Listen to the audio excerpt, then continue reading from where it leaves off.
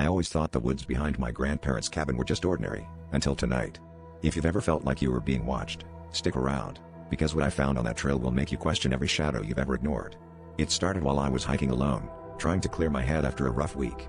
The path was familiar, but when around a bend near an old oak, I froze. There, carved deep into the bark of a trail marker, was my own name, first and last, etched with today's date underneath. At first, I tried to laugh it off. Maybe it was some messed up coincidence, or a prank by one of my cousins. But the carving was fresh, the wood still oozing sap, and I hadn't told anyone I was coming out here today. The more I stared, the more it felt like the woods were holding their breath, waiting for me to move. Dusk was settling in, shadows stretching long and thin, making the trees look like they were leaning in closer. I pulled out my phone to take a picture, but the screen flickered and died, even though it was fully charged an hour ago. That's when I heard footsteps, not animal, but distinctly human, crunching leaves somewhere behind me.